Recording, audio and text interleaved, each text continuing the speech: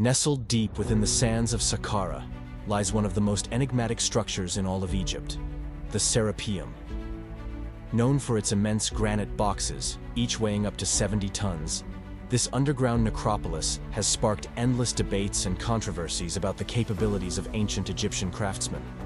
How could people thousands of years ago shape these massive structures with such precision that they rival modern technology? Did they have access to tools far beyond what historians believe they possessed? These questions form the core of the Serapeum's mystery, drawing countless researchers, explorers, and enthusiasts to delve deeper into its hidden corridors. The Serapeum, first unearthed in 1850 by French archaeologist Auguste Mariette, consists of a series of long, winding tunnels carved into the bedrock of the Saqqara necropolis. What truly sets it apart, however, are the enormous granite boxes, often referred to as sarcophagi, found within its confines. These boxes, with their perfectly squared corners and flawlessly polished surfaces, seem to defy the conventional understanding of ancient stoneworking techniques. Consider this. Each of these boxes was carved from a single block of granite, not assembled from smaller slabs or pieced together like a puzzle, but painstakingly shaped and hollowed out from a solid piece of rock. Granite, as any stonemason will tell you, is notoriously difficult to work with, even using modern tools. So how did the ancient Egyptians achieve such a feat without the technology we have today? This is where the debate begins. Traditional archaeologists argue that the Egyptians used simple copper tools and an extraordinary amount of manpower to shape the granite. But modern experiments attempting to replicate this process have fallen short. Copper is a relatively soft metal and would have worn down quickly against the hardness of granite. Even using abrasive sand and immense labor, creating the precise, almost machine-like surfaces seen in the Serapeum would have taken years, if not decades, per box. The uniformity and symmetry of the interiors and exteriors further complicate the matter, as even a slight misalignment could have ruined the entire block. One of the most baffling aspects of the Serapeum boxes is their precision. The corners of these structures are not just roughly squared, they are perfectly aligned, forming 90-degree angles that are maintained across several feet of distance. The smoothness of the surfaces, both inside and out, suggests a level of craftsmanship that goes far beyond what we typically see in other ancient Egyptian artifacts.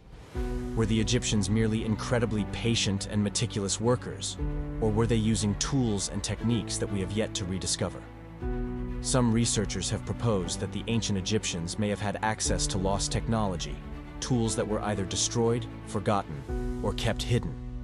Theories range from high-speed drills equipped with diamond tips to advanced lathes capable of cutting through granite as effortlessly as modern machinery. While these ideas are speculative, they are not without basis. For instance, in the Cairo Museum, there exists a piece of granite with a cut so precise and deep that it resembles the work of a modern bandsaw. Yet, how could this have been achieved with copper chisels and stone hammers? Even the interior of these massive boxes presents a conundrum. Hollowing out the granite with such uniform thickness would require an advanced understanding of geometry and engineering. The walls of these boxes are so evenly shaped that they suggest a level of control over the cutting process that seems impossible for a civilization limited to primitive tools. The depth and consistency of the carving hint at something more. Perhaps a method of measurement or a technique that we still do not fully comprehend. And then there is the question of purpose. While some archaeologists believe these boxes were built as sarcophagi for the sacred Apis bulls, the excessive precision and effort put into crafting them seem disproportionate for such a purpose. Could they have served a more complex function? Some have suggested that the boxes were part of an energy manipulation system, possibly linked to the mysterious forces the ancient Egyptians were said to harness. Others believe they were used for a spiritual or metaphysical purpose, perhaps as vessels for the consciousness or as resonance chambers. Adding to the enigma is the challenge of transporting these behemoth structures. The Serapeum's tunnels are narrow, winding, and in some cases, too small to accommodate the movement of a 70-ton box. How then did the Egyptians move these massive structures into place without leaving a single mark on the walls? No signs of levers, rollers, or ramps have been found, and there are no chisel marks or scratches that would indicate the typical methods used to maneuver such heavy objects. the absence of these details only deepens the mystery.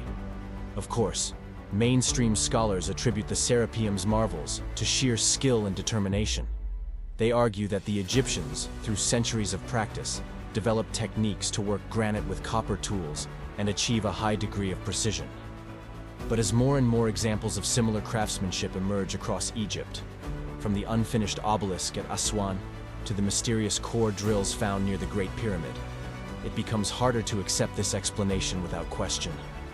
Could it be that we are missing a crucial piece of the puzzle? Could these artifacts be remnants of a technology that was lost to time, either through natural disasters, war, or deliberate suppression? Some point to the possibility of a lost civilization, one that predated the Egyptians and passed down their knowledge to future generations. This theory, while controversial, is not without merit. The presence of advanced stonework in other ancient sites, from Peru to Turkey, suggests that there may have been a global network of knowledge that has since vanished from our historical record. Whatever the truth may be, the Serapeum of Saqqara remains a tantalizing glimpse into a past that refuses to reveal all its secrets. As researchers continue to explore these ancient wonders, each new discovery adds another layer to the mystery.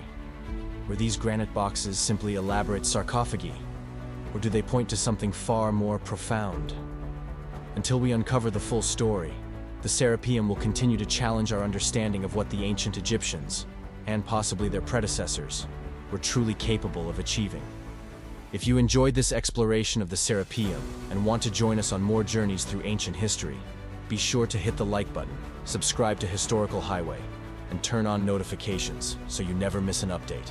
Let us know in the comments what you think these boxes were really used for, and stay tuned for our next adventure into the mysteries of the past.